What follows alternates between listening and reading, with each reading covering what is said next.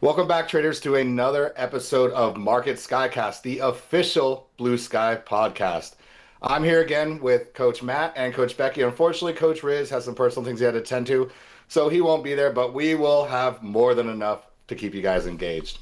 In this podcast, we're going to go over what's happening this week, answer your burning questions, and even interview a real BluSky member. Now, before we get started, I do have a couple announcements. We are on all major platforms: Spotify, Audible, Apple, whatever you want to listen to. You can subscribe, like us, comment, and share on that platform. And secondly, BluSky is having a ridiculous sale for new members.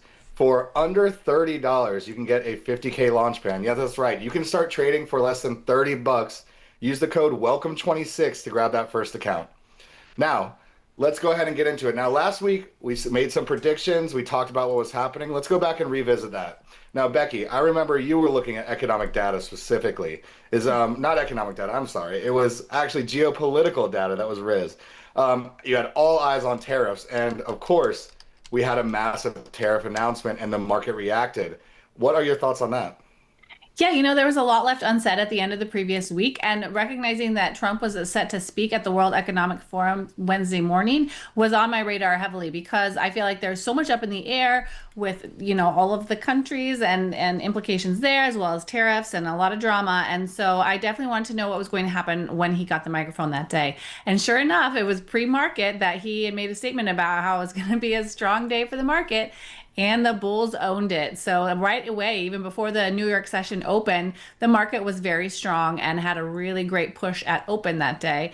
And so that was no surprise, really. I mean, when he put out that statement in the morning that day, it was a powerful momentum. And then, later, actually, goes to say that we should always have a stop loss in place because goodness, I was just live streaming thinking it was, mid morning, late session activity.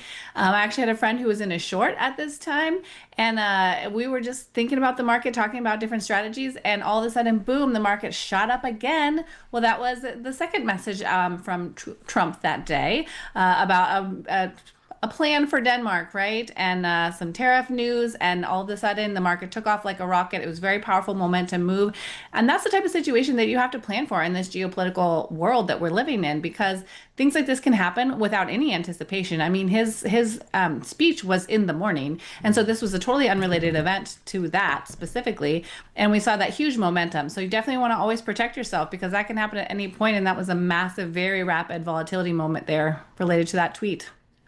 Yeah, I just want to absolutely. correct Becky on one thing. I believe Trump said it was a concept of a plan for Denmark, and I just want There was. that's I do believe that was the proper There was terminology. nothing but concrete. That's Yeah. honestly all the market needed to hear after. Are we going to have World War III in Greenland? Well, Like, I fuel. think that's all the market needed to hear, and they ran with it. No Yeah. doubt about that. Yeah, I got to tell you guys, if you're in shorts and you did not have a stop loss, say goodbye to that account. And I got to tell you, I was in longs.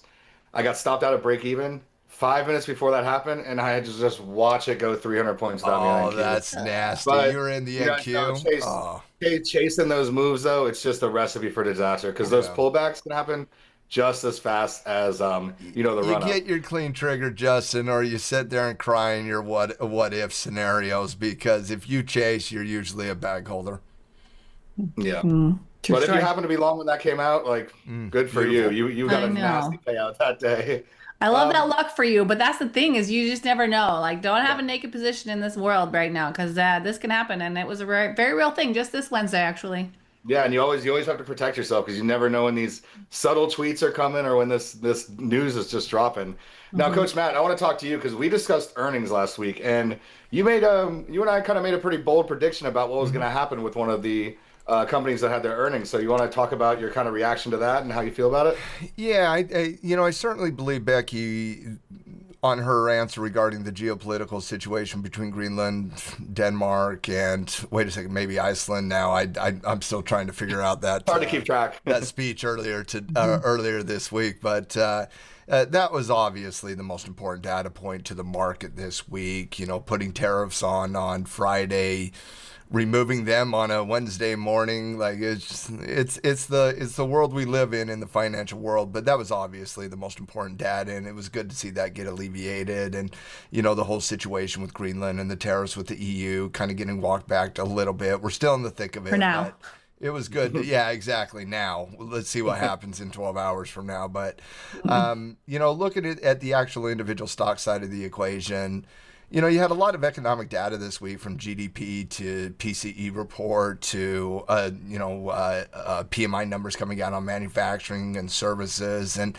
none of it mattered really, given the geopolitical dark cloud on the market this week. But, you mentioned Netflix, and that was certainly the most important earnings report coming into this week. And when you're looking at earnings reports, it's less about what they do. It's more about expectations, to be perfectly honest with you. And Netflix, came in 1 cent above expectation, in line on the revenue, in line on guidance. I mean, one of the truly most boring earnings reports you'll ever see out of Netflix. Netflix usually has some rock star reports, both on the top and the bottom side, and a lot of volatility oftentimes. I mean, just go look at the last earnings report, big gap down, run away. That's pretty prototypical for Netflix. But to me, it wasn't about the numbers. It was about the levels, because there is a very well-known level. I'm not surprised, Justin. I'm not surprised you were dead accurate. I'm not surprised I was dead accurate. Let me take a step back for a second. Maybe not 100% accurate. We did say 82, and it came in 7 cents underneath 82, but still, I would say that's still. I don't know if I can trust it anymore. I apologize. I will be a little bit more pinpoint next time. Get it together, Matt. I'm trying. I'm holding it. But it's obviously a very important level, and I think that's the most important conversation here, because outside of the earnings in line, I think we're talking about a pretty healthy company right now, one of the most important companies in the communication space. And I also think one of the problems going on with Netflix is the space itself, and not necessarily just Netflix. You got the Warner Brothers situation hovering over it. You just had earnings. Communications has been a dog.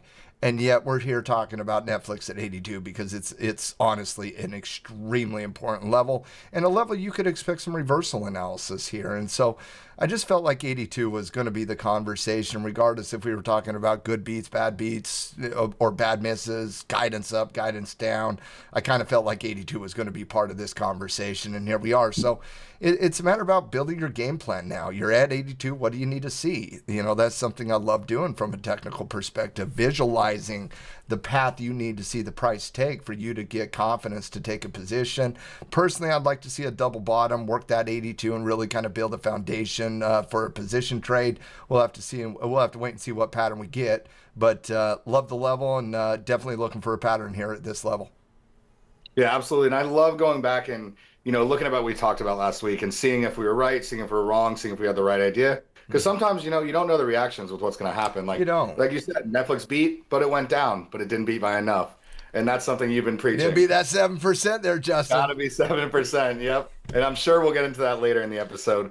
But now let's move on to our market watch. This is where we're going to go over the economic data coming this week, the geopolitical climate, and earnings, which are all important, but some things are more important than others.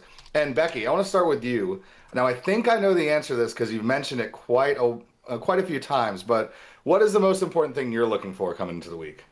Well, I have to say it's that time again where we are going to see FOMC minutes and the FOMC meeting, and our federal fund rate is going to announce Wednesday this week. So every 6 weeks, 8 times a year, they come out with announcements. They adjust as needed the federal rate for interest rates, and that is coming now with Jay Powell. So it comes 2 hours prior to New York session close, 11 a.m. Pacific Standard Time. And so I always kind of prepare for that. I have back tested this day into a few years back of data, and kind of studied her and seen different ways that day will move, different opportunities that might present. And I have found that there can be a strategy that can be pretty reliable albeit not necessarily for me anyway, in the first couple of minutes when that first news starts to open up at 11 a.m. because there's a cycle with it. That first news hype will pop one way or another. There'll be a lot of wicks and some volatility, and it's very exciting. But for me, I have found that secondary patterns that come in,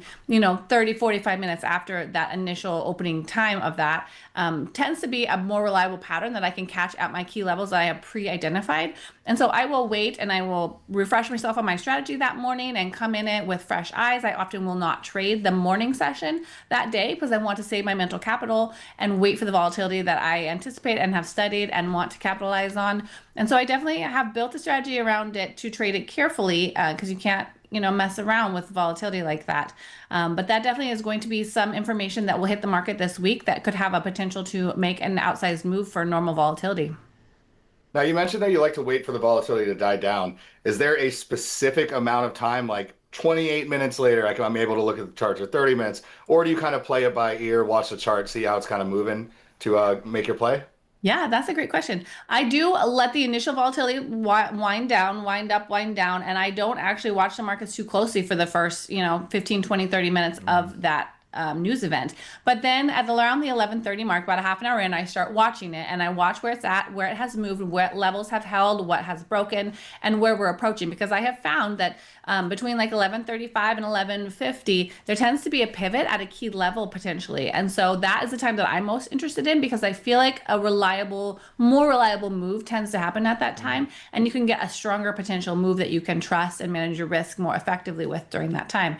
So this is something that I have kind of back tested and studied and don't take haphazardly. I definitely manage my risk. I know what leverage I intend to use going in. I know which accounts I intend to use going in because it's not something to, you don't play with fire on day one. So definitely I would urge everyone to be careful with these type of events that we know there's going to be volatility. You want to make sure that you're ready for that. Nice. And I have a follow-up question. Since FOMC is on a Wednesday, it's the biggest economic data news by the week by far. Do you change your trading on Monday and Tuesday to take that into account? And Matt, I want to hear from you about this afterwards as well. Yeah. Yeah, I do because I have found that not always, but sometimes the moves are not as great on the Monday and Tuesday prior to the FOMC because a lot of times it seems like volume is less and maybe that the market is waiting for that news to hit in order to go for a bigger move. And so oftentimes those days can be smaller body days, less of a range and choppier, a little bit more rotational. And so I will adjust my strategy. Generally, I do still trade them, but I'll just adjust it and expect less home run days and more so just smaller grabs in between a range, and I'll try and trade at my very key levels only and take caution with the fact that it could be a lower volume day, which means a different sort of trade management system that you need to implement. Same goes with that morning pre-news event because I have found as well that that can be a tighter, choppier day. And so I definitely factor that into my whole week's plan. Would you say it's kind of a see green, take green kind of day? Yeah, lock it in. Yeah, agreed. What do you think, Matt? Yeah, I mean, Becky's spot on. I don't want to add too much to it because she was honestly a perfect answer there. Well done. Just a couple points just to kind of show a visual to what she was talking about. And I know everybody listening can't see the visual, but check it out on YouTube. You're looking at the last FOMC event here, and right before the event, for a day and a half, we basically flatline in a 20-point range from the high to the low. And any day trader on the ES knows most day traders aren't going to wake up for a 20-point range. Like, that's like, what are you going to do? Sit and stare at the chart all day to capture 8 points in the middle? You'd be surprised. Scalpers will. I won't. Like, I'll go kick my feet up and take a nap over that the type of movement. But when you're talking about post FOMC, you're going to see a pricing event. The market has an expectation that it prices in before the market releases the data. The Fed releases the data, and then the market prices in the new data. 30 years ago, 40 years ago, go watch Trading Places, and they're talking about the crops report. That takes weeks to price in. Like, word has to get out. Today, it's lightning fast because of how algorithms work. And so you look at the release of the policy statement at right there at that, 11 o'clock time period Becky's talking about, 2 Eastern. And about for 30 minutes, you got a lot of just absolute ridiculous volatility as the market doesn't even have the information necessary to do absolutely anything. But they do have the policy statement. They have no context for the policy statement. They already basically know what the policy statement is going to be, since the Fed averages 8 total words changed in the policy statement from 6 weeks to 6 weeks. And yet volatility's up and down and up and down, and you get fake out down, fake out up, and it becomes really, really crazy. That's why you don't trade during the release of the information. That's why you have to be patient. And Becky's absolutely right. It's usually 30 minutes when we start really kind of looking for those secondary patterns. And there was a really good one. I can't really show it on the 15-minute chart, but on the 5-minute chart, you had this pullback, then you had a breakout. Like 30 to 45 minutes into that session, all of a sudden it starts clearing up and you see that momentum. But the volatility does not come out of the equation. You're tracking the secondary pattern, but it's not necessarily due to a reduction on volatility. It's due to consistency in how the secondary pattern plays out. But the FOMC is an event. You have the first 30 minutes, then you have the press conference, and then you have the secondary analysis that happens on the overnight session. And as you can see last time, we had as much volatility in the overnight session as we did during the actual release of the information. And then when you see it priced in is when the price gets back to normal versus what you see before the event. Literally, this took about 18 hours to price in well, not 18, but about 8 hours to price in the totality of the volatility before it settled in and got back to some consistency. And so the people that are like just waiting for that 1 minute breakout after the policy statement, I'm sorry, you're doing it wrong. Listen to Becky, do it the way Becky does. That's the appropriate way to do it. Yeah, and I'm glad you guys mentioned chop, because when I was a newer trader, I didn't really know what these events were, and those were the days where I'd blow my accounts thinking there's going to be continuation, and it just chops me up, and I call that a death by 1,000 cuts, stop loss, stop loss, stop loss, over and over again. Now, last question, because I know a lot of people joke about this. Does J Powell's tie color matter? Becky, you go first. I don't think so. I'm like, whatever that man has to say, I'm gonna watch for my patterns at my levels. I tune it out, to be honest, but I mean, I enjoy the conversation around it. I speak J Powell. I've been interpreting for transitory J Powell since he made that historic mistake in calling the inflationary bump up after we decided to release the bazooka VAMP2 rate in 2021. He was like, transitory. I've been speaking J Powell since 2018, and so if that man rocks a red tie, get ready for a bloodbath. If that man rocks a purple tie, get ready for some volatility, but end up neutrality. If that man wears a blue tie, look for World War III at this point. Listen, I'll just put it right now. I don't know what the poly market odds are. But if you're getting good odds on purple tie, rock it right now. Lock it in. Purple tie 2-1. Let's go. Oh, futures trading and now gambling too. Let's just do it all. No, but great. That's some great insight around FOMC, and everybody should listen about that. Now, Coach Matt, I know you deal a lot more with equities and a lot of options and swing trading. So I'm assuming you might be looking more into earnings next week. Is that true? Well, I'm a Fed geek. I'm a big time Fed geek, so I agree with Becky. I'm going to be all over that Fed print. But in my estimation, this Fed meeting is one of those ones that is going to come and go, and we're not really going to remember it outside of the Donald Trump, J Powell, love affair gone bad. So outside of that, like, Fed is expected to hold pat. There's like over a 90% probability of them holding firm right now. And when the Fed does matter is when they clarify path of policy, or when they clutter up the path of policy in the future. And there's not a lot of expectation for that right now. GDP's coming in at 4.4. Blended earnings growth is looking pretty good right now. I don't hear a lot of people in the financial world screaming for cuts right now. I do from a political perspective, but that's not really going to impact the market itself. And so there's not a lot of expectation for the Fed to do something. So Becky, if they do, we're getting speed on this one. And so it'll be unexpected, which means it will be higher volatility. The Fed's the most important player in the market by a matter of 10 times everybody else. And so there's not a close second to the importance of the Fed. But if there is, it's when Apple, Microsoft, Meta, and Tesla report earnings. And that we cannot sleep on next week, because the political sideshows that's been happening in the market, those are all fake. They're not real. They're nonsense. They don't have a real impact with a lasting impact. You know what creates trends? Earnings. Earnings creates trends. Earnings are catalysts with sustainability. They get priced in, and then they have a continuation to them. And so the biggest problem, child, in the market right now is not IWM and the small and the mid caps. It's not RSP and the equal weighted indexes. It's not the Dow Jones. Hell, it's not even the ES that is a stone throw away from the all-time high. We're talking about all-time highs in this market right now. The problem, child, in the market is the software components within the technology space. And they have been a bloodbath for a while. And so when you're looking at earnings, what can change that bloodbath in, for example, IGV, which is your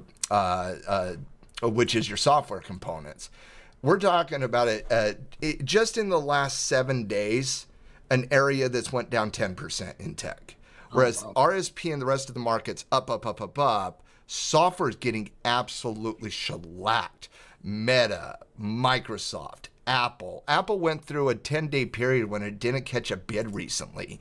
And so you're talking about coming down to some really important levels following a nasty head and shoulders on the weekly chart. Is this a one leg to the downside? Does it put a bottom in? Do we have massive opportunity here?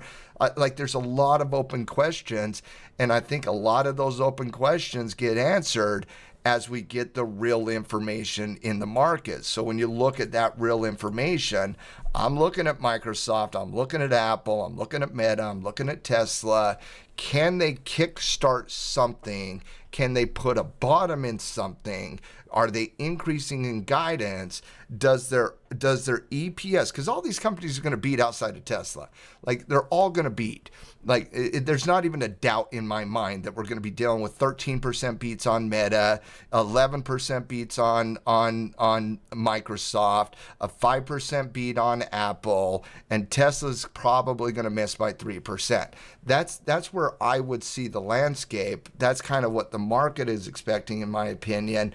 So can they kickstart something? That's very important. And the last point I'll make on this earnings side of the equation is this is the week where it becomes very, very, very important to see blended growth continue to go up. The EPS blended growth rate is the most important macro number to track in earnings season. If that thing, which starts at, we started the quarter off at 8.3%. On average, the average EPS beat is 5.8%. Over the last 1 year, it's 7.4, 5 years, 7.7, 10 years, 7%. That's where I get the 7% number. Yeah, go ahead, Justin. Is that over every company's earnings? Every earnings in the S&P 500. So it's tracking, the EPS blended growth rate tracks the 500 companies in the S&P 500. So right now, guys, we have about 10% of the S&P 500 reported. So we have 10% real numbers, what they actually produced, right? But you have 490 other companies that have expectations that we don't know if they're going to come in as a miss, as a beat. Well, where the most of the EPS comes from is these massive macro companies. Tesla, Amazon, Microsoft, Meta, the Mag 7, they start reporting. This is the week where you really can, like, if blended growth this week, and I don't have the final number for this week going into next, but it's going to be around 8 to 9%. If blended growth goes from 9 and we hit double digits next week, there's not a doubt in my mind by the end of the earnings season, we're going to have a very, very good earnings season.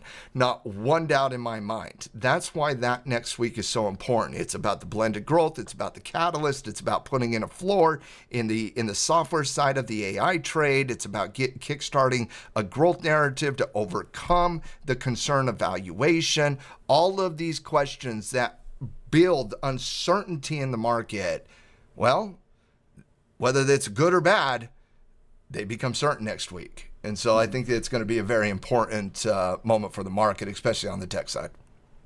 But yeah, that's good. So it's not even if they're going to beat, it's just are they going to crush it, and then we'll see No, what happens. there's no doubt these companies aren't going to beat. Like Taiwan Semiconductor came in last week, and I would have started it at 10%. Mhm. These companies just beat. Like Apple, I didn't pull Apple out of a hat at 5%. Apple has been lowering the bar of earnings by 4 to 5% for 10 consecutive years. Like that's what they do, and so like these averages in earnings, they're well known to people like me. I track this stuff. Like I can tell you the average expectation of beat on these individual companies because I trade earnings strategies. Earnings is a big part of what I do on the long-term side of the equation. And honestly, in a world full of politics and nonsense, I like truth, and truth is in numbers, and truth is in money. Yeah, numbers don't lie. That's great. We've covered a lot. We covered FOMC, economic data, a lot of earnings. This is going to be a loaded earnings week. And also keep an eye out for that random tweet or random Donald Trump appearance. Because again, I can't say it enough. That's always Keep that fun. stop loss on. So that ends our market watch segment. And next, I am very excited. We have a brand new segment coming on. We are going to interview a real Blue Sky member. And props to them. They're the guinea pig. They didn't know what they're walking into. So stay tuned. All right, now it is time for our segment where we introduce and interview one of our own Blue Sky traders. Today we have LP. If you've been in the main stages and in the chats, you've probably seen him. Very active, and we love that with our Blue Sky members. So first of all, you are going to be our first trader we've interviewed. So thank you for being our guinea pig. Of Now course. what we'd like to do is if you would like to just maybe give yourself a quick introduction, what got you into trading and maybe how you find futures, I think a lot of our members would resonate with that. Yeah, man, I started trading futures 2020 COVID, COVID trader. I was active duty Navy stationed in New Orleans. They shut down everything. We just stayed home. And I've always had a bunch of stock books and things of that nature, but just never had the time to really, delve into it, and definitely wasn't comfortable enough to put my money in. But during that shutdown, I was able to really get into the books. Um, I was able to, copy, not practice trade, paper trade, Mhm. and I got the confidence right around the summertime to actually like put my money into the market. I bounced around a couple discords, um, and then I kind of went away from that because I've realized that it was those discords in particular was a little bit more handicapping. So great traders, great situation, but I felt like I leaned on them a whole lot instead of learning it myself. Mhm. So I took the time out to do that, and yeah, I've been trading ever since. Yeah, that's a great point you made with the handicap because a lot of traders I talk to, they get into these discords and these traders might be good, but they're just signal botting them and just blindly taking these trades. And I think it's very important that you took a step back and focused on your education. And you actually did it right by paper trading at first because a lot of people they have their money and they just throw as much money as possible in the market and then it's all gone because they don't know what they're doing. So how Exactly. long would you say you paper traded before you actually started actually trading? Yep, about a good 6 months. Okay. And at that point, were you trading futures or were you trading the meme stocks or what were you doing? No, I went straight into options. Okay. Options intrigued me a lot when I, got into the books. I wasn't really familiar with futures because I think I just hyper fixated on the options. Mhm. I played around with the meme stocks because 2020 was like the GameStop and Yeah. the Shiba Inu and Hmm. all of those, a lot of money to be made. The NFT sector was, doing this Hmm. thing. So a lot of money to be made. But then after that, it was a little bit different. So I definitely had to paper trade, and I had a family, I have children. So, just YOLOing my portfolios wasn't in the Rolodex for me. So I definitely had to learn the craft before I went full time. Yeah, and trading options, that's real money. That's money right out of your bank account. If you are wrong and you're wrong, it goes to zero. There's no making it back. When the money's gone, the money's gone. It's Now, gone, bro. when you traded options for a while, how did you find futures? Actually, BluSky, Mr. Steve, Okay. I saw him, always talking about futures and his charts and stuff, and it intrigued me a lot. And I just started asking him questions. I was very thankful that he even responded, because a lot of people at that level don't even give you the time of day. But he was Yeah. very, very, very, very open. Kind of like, I would even say, recruited me to Blue Sky. I joined immediately. And I started trading futures around October of last year, actually. Oh, so you had Um, a big options career compared, most people Absolutely. hop right into futures. So you had 4 or 5 years almost. Absolutely, yeah. Yeah. A friend of mine was telling me about it, but I just was so, tunnel vision, like, no, options is my thing. I got a Mhm. feel for it, so I really didn't even entertain it. But once I saw like the benefits of prop firms, the main thing is putting up your own money. Mhm. Um, I gave it a try. At first, it was a little difficult because the way contracts move on the future side is a lot different than the option side, especially myself, who I'm more of like a leaps trader. I usually do like long term stuff, where like Oh, okay. futures is very like intraday, smaller time frames, very quick. Hmm. So I had to learn the volatility of that, and that took me about a good 4 or 5 months to really accept the fact that options like NQ and QQQ are not the same thing. Yeah, Yeah, absolutely. so I was definitely trying to like, make it synergistic, but it's not. They're their own beast. And once I accepted that, I started becoming profitable. Oh, that's great. I always say that futures is like trading zero DT options without the Greeks. It moves just as Exactly. fast, but you can hold it all day. And if you're right, you're right. If you're wrong, you're wrong. Now, when you got into futures, what was your biggest problem that you'd say that maybe couldn't push you over the edge to be consistently profitable? Was there certain things that you look back and kind of remember? Absolutely. I do have, when I started trading futures, my wife, she was pregnant. Hmm. I already have 2 children before my daughter came. I had just got out the military. I was medically discharged Okay. in March of 23. Okay. Yeah, March of 23. So I just transitioned into the civilian world, and trading, accepting that I'm going to trade full time. So the biggest hurdle was to just have that work-life balance, where Hmm. with a traditional job, it's a little easier to have work-life balance because, you have a schedule, you're 9 to 5, or whatever your schedule may be. And then you go home and you can kind of tailor around that. Where, as a father, as a husband, I could trade for 30 minutes, or I could be trading from 6 p.m.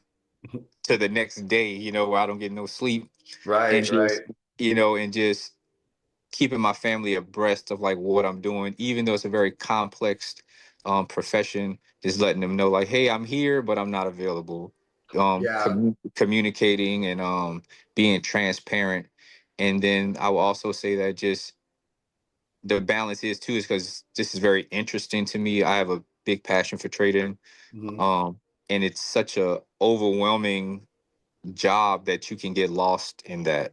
So you know, my family, I'm trying to get my payout downstairs. I'm missing all the family time, and Hmm. because I didn't blew an account now, I'm trying to reset them and all of these Yep. things, and I'm irritable, and you know, just finding that Tilting nonstop.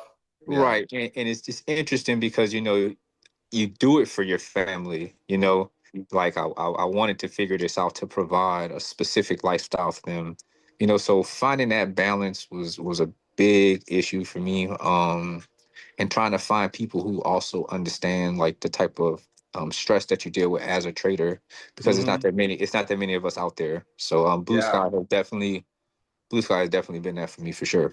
Yeah, and I talk to a lot of people, and one of their biggest problems is, the market's open all day, all night. They can't get off the charts, and you have to, like you said, you have to find that balance. The market's not going anywhere. Wait for your setup, take it, and then you can be done for the day. And that's a great point, like you said, with the Blue Sky community. Is one of the things we like to do is we're trying to make a family. We want to teach you to become a good trader because, once you make it to a brokerage account, the more money you make, the more money we make. So we want successful traders, consistent traders, things like that. Now, speaking of Blue Sky, you mentioned the community. Is there anything about the rules or the way the prop firm operates that kind of gravitated you towards us compared to other firms? just the community, man. Like, Coach Matt, Steve, Becky, like, Hmm. with other prop firms, you're talking to robots, you're talking Yep. to emails, customer service. These people are there 24/7, being transparent, holding themselves accountable because, all I've traded Apex, I've traded Top Step, I've traded a few others. They have issues as well. But just the way, and this is pretty a new sector, the prop firm world and stuff like that. So there's a little couple hurdles, but the way BluSky respond to the issues, the trouble tickets and the quick responses and the transparency, you have a guy like Coach Matt who's, you know, teaching us his ways. I've learned a lot from him about how to Mhm. scale in and out of trades and things like that. They just give you so many different gems. It's not just what they do on Top Step, like a little note that they send out to everybody, for motivation or whatever. Like, these people are really trading live, Hmm. how to become profitable, and just looking at the market from a different perspective. Coach Becky with the psychology of trading, like, that's helped me out a lot. Somebody as myself who I do struggle with mental health from, being in the military and things like Hmm. that, you know, listening to that and like understanding that, you're not the only person that's experiencing this. So I think that was pretty cool, and just everybody just so transparent with their tools and their methods. It's not like, oh, I'm just keeping things for myself. Everybody has a wealth of information, and no matter if you're like Coach Matt making $50,000 in the first 10 minutes, or if you're or whether you're the guy that doesn't even have an account yet, you're still treated the same amount of respect. So I think that that's really cool about Blue Sky. Yeah, and I think that that's great because that's our whole goal is we want to show people that we are real people, we're real traders, and success is just around the corner if you put in the work and follow the right people. Now, I want to ask you, so you mentioned you had certain struggles, but I know you are now getting payouts, and I don't know if you're at the where you want to be, but you can at least see the light at the end of the tunnel, is what I like to call it. What would you say was your biggest hurdle to get over? What's your biggest thing now that helps you stay like consistently profitable where you're not blowing accounts all the time? Um, I know it might be a loaded question. It might be a couple things, but yeah, usually yeah, usually it's mindset or trading less or something like that. yeah, definitely. I would say, and Coach Mike talked about this, taking what the market gives. Hmm. I trade NQ, Hmm. MNQ sometimes, and I don't really blow a lot of accounts. I've had like the same funded accounts for months. That's amazing. But I would say that realizing that if you have a big payday Monday doesn't necessarily you're going to have one Tuesday, Hmm. and enforcing it is most likely going to lose Monday as well. So I try to not look at the number when I'm done trading. I try to look at the execution, more of my entries, my exits, my scaling in, scaling out, more than the number that shows up on a P&L. I try to Hmm. focus on that, the technician side of it, because if you become a subject matter expert at that, then the payouts come. It's a Hmm. byproduct of being disciplined, not breaking your rules, things of that nature. So being in a group on YouTube, it constantly reminds me of that, and it saved me from a lot of detrimental decisions, because a lot of people do. I was trade before Blue Sky. I traded by myself in the Hmm. office, complete silence, in my own head, my own thoughts. But Yep. and that I don't think that's really the environment for being a trader. It might work for some people, but somebody like me who very social, very animated, things of that nature. Like, I love the environment that Blue Sky created. And I think like just being in this environment is what made me profitable as well.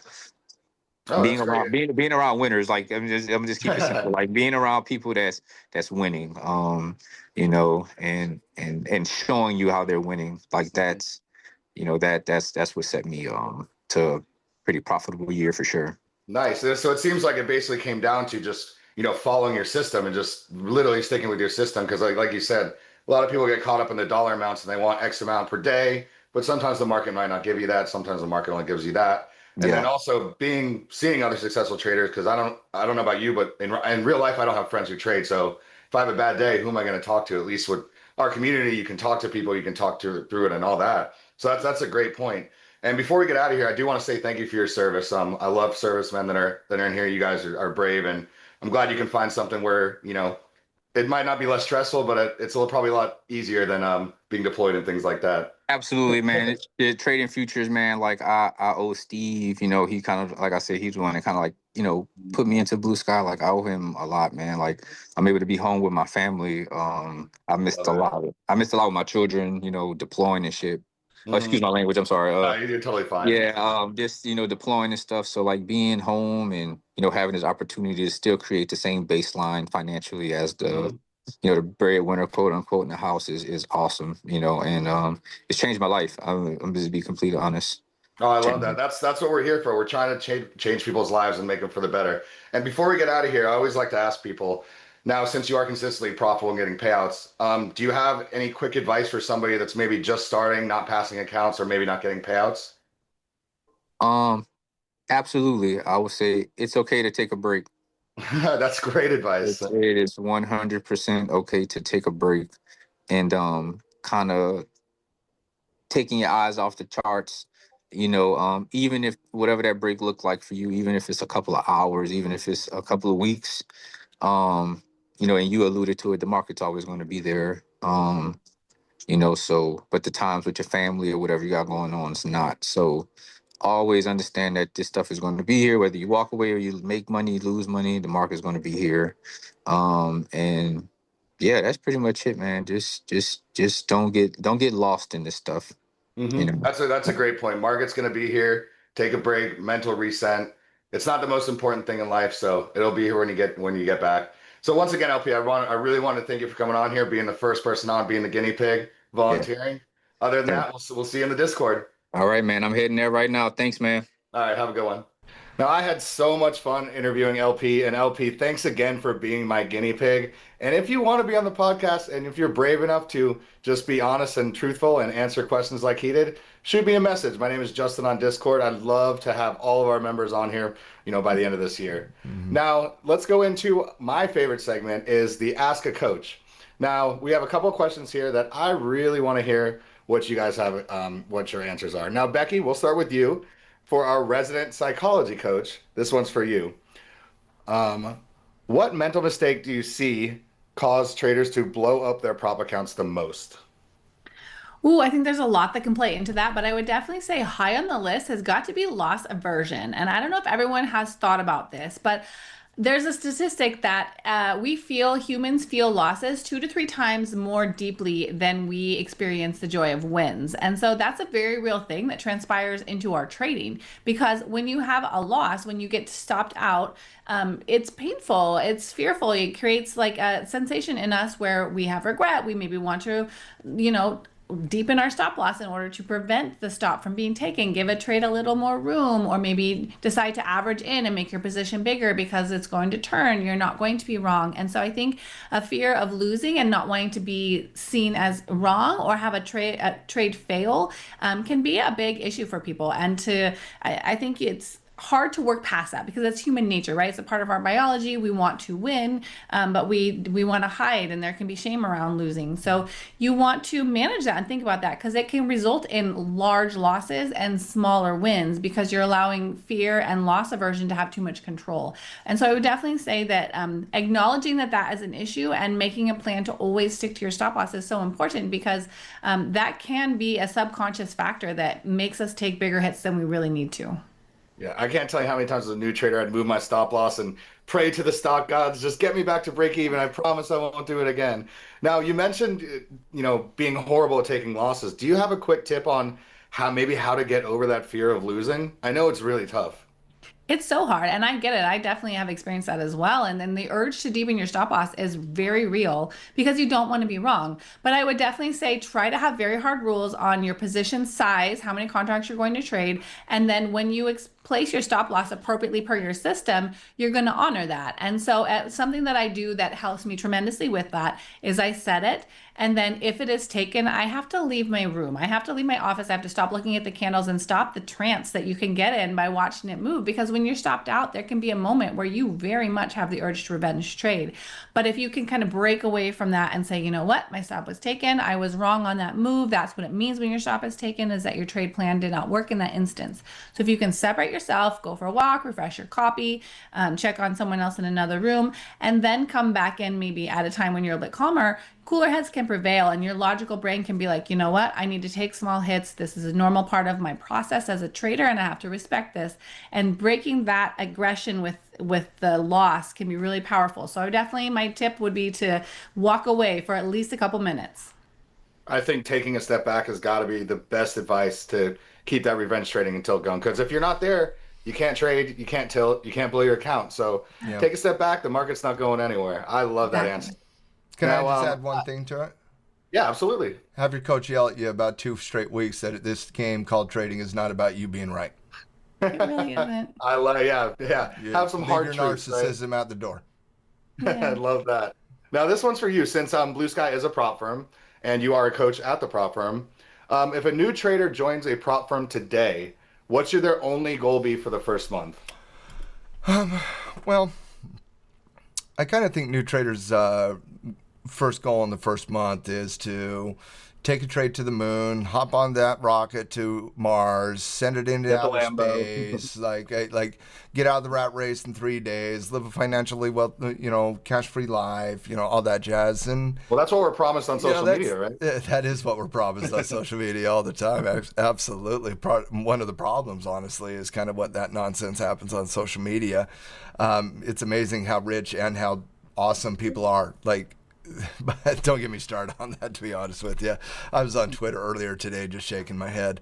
But honestly, I think it's a matter of consistency. Whether you're making money or you're losing a little bit money, you're learning, your craft of trading. You're learning about you as a trader, you as an investor. You're learning about you as a risk. Becky talked about risk aversion. Everybody's a little bit different on that side of the equation. You got people who love going to the moon and jumping out of airplanes, and you got people like me that's like, why would we even get in an airplane? Let's do it a little different. Let's keep our feet on the ground there. And so everybody's going to be a little bit different, and you need to go through the process of trading to really, truly understand who you are from that. I'm willing to bet all 3 of us can pinpoint the very second we knew we put too much money at risk because our heart gets a little bit faster. We start, staring down the barrel at that chart. We switch to the 1-minute tick chart. We're like, ooh, I'm going to get my edge here. Mind you structured the trade on the day chart using the weekly, and all of a sudden you're on the 1-minute time frame.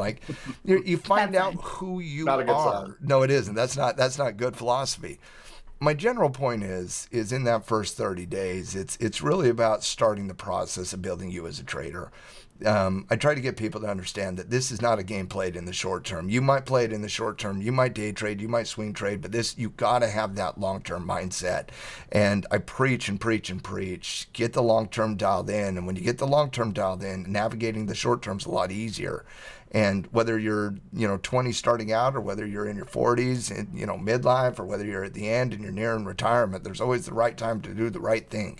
And so in my estimation, it's about building consistency. That's the number one thing you're working at in that first 30 days, building consistency, building good habits, sitting down, doing your daily routine, making trades, back testing, working on your system. And also try not to bite off too much initially. I see a lot of times traders get so excited, and myself included, I was very excited. But you don't need to learn it all in the first 30. Learn one thing, perfect one thing, perfect one pattern, perfect one system, perfect one thing about your journey in trading, and then you can build upon that. And so I think it's about sitting down and being consistent on a day in, day out basis, much more than it is about the profitability after 30 days. That's a great answer, because I think at BluSky, and I know as long as I've been here, over a year, and within the last year specifically, consistency is the key word that we keep saying. Consistency. You don't have to be perfect. You just have to be consistent. And if you're a new trader and you can keep an account for over a month, you're in the top 1% of anybody I've ever seen. So mistakes are going to happen, but if you can just consistently get better, consistently try to learn, join our education session. We have Mike Tolbert streaming, the president of BluSky, every morning for about 2 hours. And if you haven't joined, you need to join these sessions. I saw that guy run up, I want to say 80 grand in 3 days. He hits big plays, key levels, and we call him the auctioneer for a reason. He calls those levels out. As he And also then, carries those trades. He doesn't just oh, yeah. scalp, like he adds in position. He talks about when he's adding and He holds for hundreds of introducing, like, points. and it's one thing to make a trade. It's one thing to catch a trend, and that's the difference between good traders. Every trader can catch a trend.